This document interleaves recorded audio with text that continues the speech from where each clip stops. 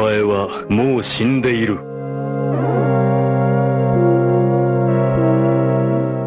What's up, man? It's me, the Black Lex, and not a whole lot of black people know about Thomas Sowell, which is a travesty, because the man is a genius. He is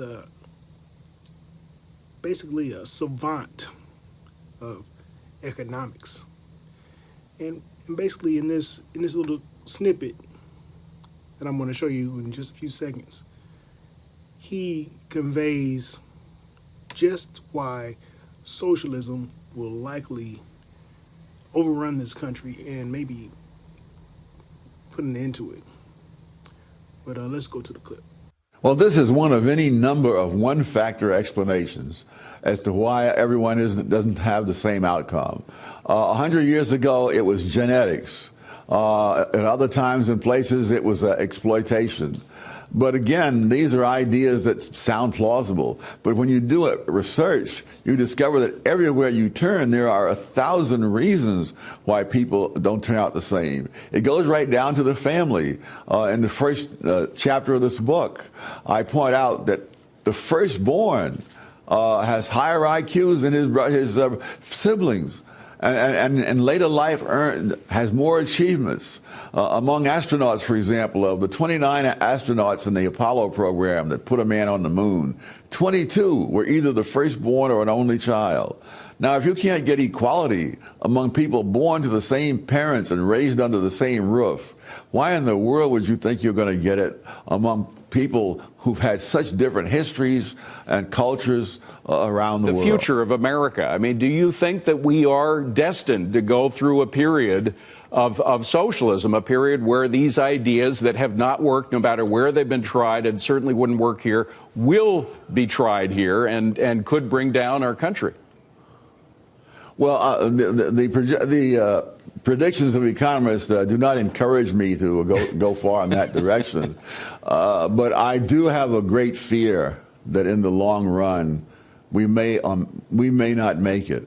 And I hate to say that, but and the one thing that keeps me from being despairing is of course we don't know. There's so many things we can't possibly know, and so we may make it, but I wouldn't bet on it. So you've got to. So basically what my man Thomas Sowell was trying to say, or what he did say, is that inequality will always exist because people are vastly different, even within their own genetic families, even within our own family groups. There are vast differences. Like you said, the firstborn, most of the firstborns of any family are often way more intelligent than their brothers and sisters. Don't know why, but it's something that they've studied, and they've learned that this is a reality. And if that is a reality, then we know there really can be no true equality. You can try to make allotments for the type of disparities you have between people groups and individuals, but what you end up doing is just creating an authoritarian, totalitarian state and causing millions of people to die. You see what happened in Venezuela. You see what happened with Stalin.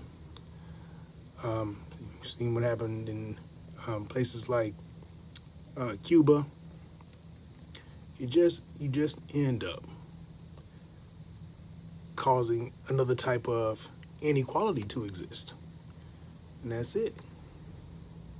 The best thing that you can do is some form of capitalism, or maybe a mismatch of socialism.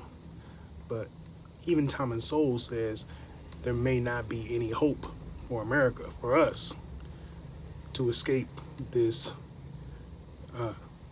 inevitable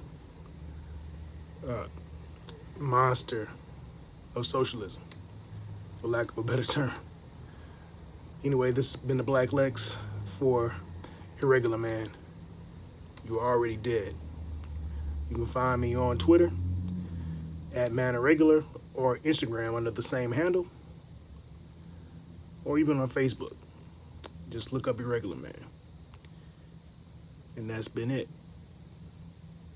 Till next time, don't forget, you're already dead.